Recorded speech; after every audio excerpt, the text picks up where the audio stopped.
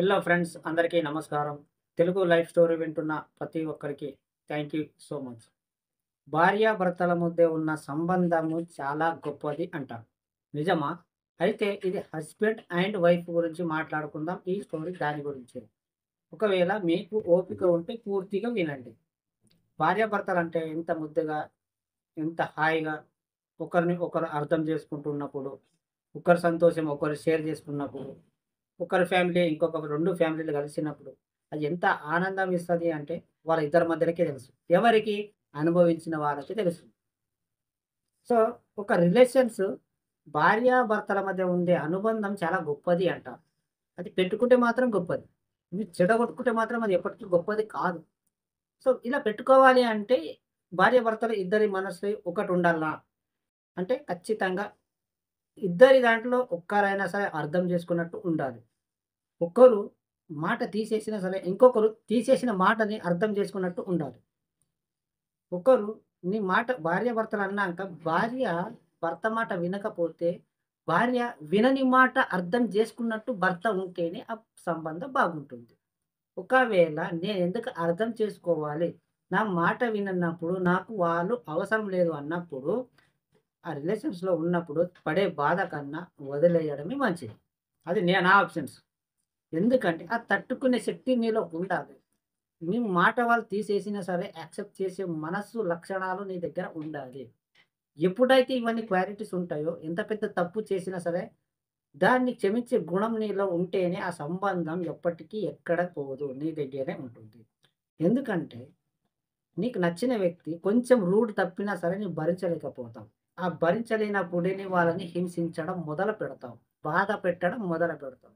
సరే, బాధ పెట్టేంతనే పెట్టు. కానీ ఎక్కువ బాధ పెట్టడం వల్ల వాళ్ళు తీసుకున్న పోయేసరికి సూసైడ్ చేసుకోవడం ఆలోచన, లేదా ఇంకా నెగటివిటీస్ గొడవలు జరగడమో, లేదా నిన్ను వదిలి వెళ్ళిపోవడమో ఇలాంటివి జరుగుతాయి. బాధ పెట్టాలి. ఎంతవరకు పెట్టాలి అంటే ఎక్కువ గాకుండా మరీ అంతే అర్థం చేసుకున్నట్టు.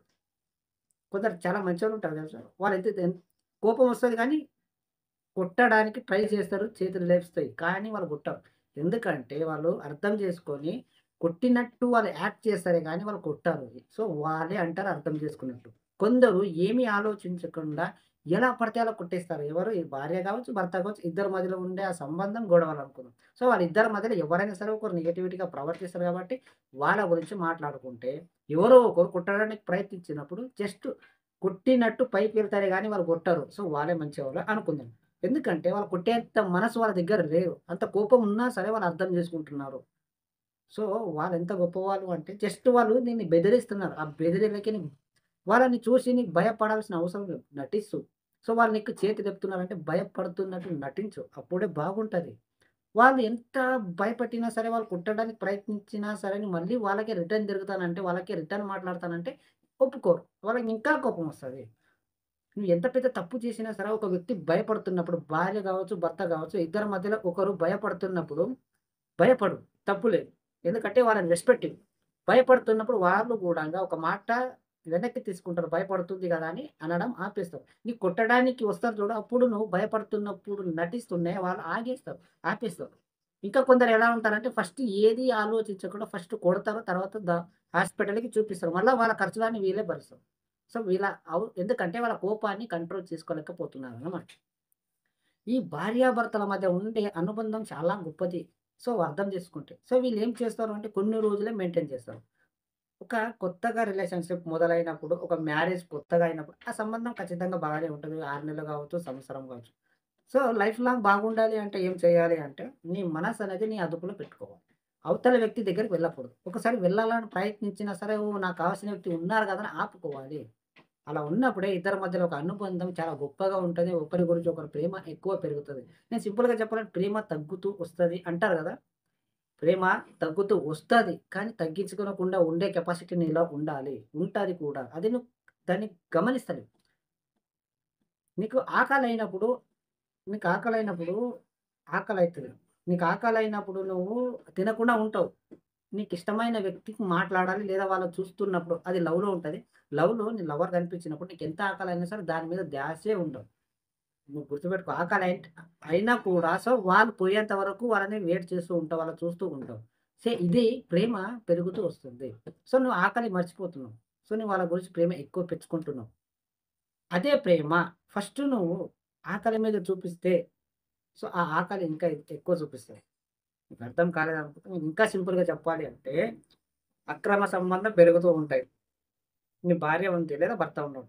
అవతల వ్యక్తి మీద నీకు సంబంధం పెరుగుతూ ఉంది. సో, నీ భార్య కన్నా వాళ్ళు చాలా అందంగా ఉన్నారు. అందంగా కనిపిస్తున్నారు.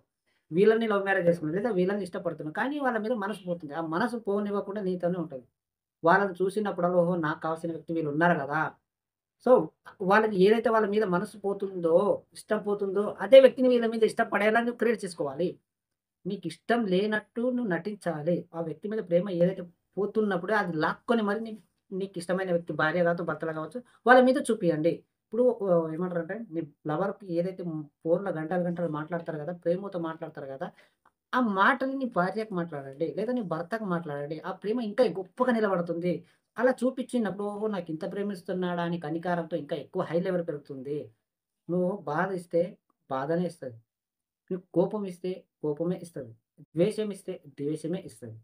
ఇది గుర్తుపెట్టుకో. నీవు భార్యకు ప్రేమతో మాట్లాడినప్పుడు వాళ్ళు నీకు ప్రేమతోనే మాట్లాడతారు. నీకు ద్వేషంగా మాట్లాడినప్పుడు వాళ్ళు నీకు ద్వేషంగానే మాట్లాడతారు. నీకు కోపంగా మాట్లాడినప్పుడు వాళ్ళు కూడా ఎదురు సమాధానాలే చెప్తూ ఉంటారు. సో, ఎప్పుడు ఎలా ఉండాలి? ఏ విధంగా చూసుకోవాలి? అనేది నీ దగ్గర ఉండాలి. కొన్ని కొన్ని సార్లు ప్రతి దానికి నువ్వు రియాక్ట్ అవ్వాల్సిన అవసరం లేదు. కానీ కొన్ని కొన్ని సార్లు నువ్వు అన్నీ సమర్థించుకొని సైలెంట్‌గా ఉంటేనే బాగుంటది. ప్రతి దానికి నన్ను చూసి భయపడాలి, నన్ను రెస్పెక్ట్ ఇవ్వాలి అనుకోవద్దు. కొన్ని కొన్ని సార్లు నీ వైఫ్ కూడా నీకు రెస్పెక్ట్ ఇవ్వదు. అలాంటప్పుడే నువ్వు కంట్రోల్ చేసుకోవాలి. ప్రతి ఒక్కరు ప్రతిసారి గెలవరు. ఎంత డబ్బున్నా సరే, ఎన్ని దేవుడైనా సరే కొన్ని కొన్ని సార్లు సోలిపోతాం. నీ భార్య నువ్వు ప్రేమిస్తే నీ ప్రేమకు అక్కడే బానిసగా ఉండాలి. కానీ ఇంకొక వ్యక్తి దగ్గరకు నీ ఆ ప్రేమ వెళ్ళకూడదు. అంటే అది నువ్వు ప్రేమించాలి. అలాంటి ప్రేమ ప్రేమించాలి. అయినా సరే అంత ప్రేమించినా సరే వెళ్తున్నారు అంటే సో, దానికి కూడా ఒక పరిష్కారం ఉంది. దాన్ని మార్చుకో కెపాసిటీ నీలో ఉండాలి. అది ఆలోచించు. నీ సబ్‌కాన్షియస్ మైండ్‌కిస్తుంది. ఎప్పుడైతే నీ చేతిలోకించి వెళ్ళిపోతారో, సో, నీ సబ్‌కాన్షియస్ మైండ్‌కి అడిగి చూడు. బాగా ప్రశాంతంగా ఉండి ఆలోచించి చూడు. ఏది కరెక్టో, ఏది రైట్ అనేది చెప్తుంది. అర్థమైందా? సో, భార్యాభర్తలకు ఉన్న అనుబంధం చాలా గొప్పది. సో, ఒకసారి వీళ్ళు గెలుస్తారు, ఒకసారి వాళ్ళు గెలుస్తారు. ఎప్పుడు చూసినా భార్య భర్త మాట వినదు. కొన్ని కొన్ని సార్లు ఎదురుగా సమాధానం చెప్తది. అలా సమాధానం చెప్పినప్పుడు కూడా నువ్వు కంట్రోల్ చేసుకునే కెపాసిటీ నీలో ఉండాలి. నీ మాట విన్నప్పుడు కూడా అంత ప్రేమించే కెపాసిటీ నీలో ఉండాలి. కొన్ని కొన్ని సార్లు కొన్ని నెగటివిటీ తీసుకున్నప్పుడే నీ బాగుంటది. సో, నేను తీసుకోను. ఒక్క మాట కూడా నేను తీసుకోను. ప్రతిసారి నా మాటనే వినాలి అంటే జరగదు. ఎవ్వరు వినరు. వాళ్ళకొక మనసుంటది. వాళ్ళు కూడా కొన్ని కొన్ని సార్లు రియాక్ట్ చేస్తారు. ఆ రియాక్ట్ చేసినప్పుడే నువ్వు తీసుకోవాలి. భార్యాభర్తల మధ్య ఉన్న సంబంధం చాలా గొప్పది. సో, మీరు ఇద్దరి మధ్యన అండర్‌స్టాండింగ్ ఉంటేనే మీ సంసారం బాగుంటుంది. అర్థమైంది అనుకుంటున్నాను నేను భార్యాభర్తల గురించి. సో, ఈ స్టోరీ మీరు పూర్తిగా వింటే ప్రతి ఒక్కరికి మనస్పూర్వకంగా థాంక్ యూ సో మచ్.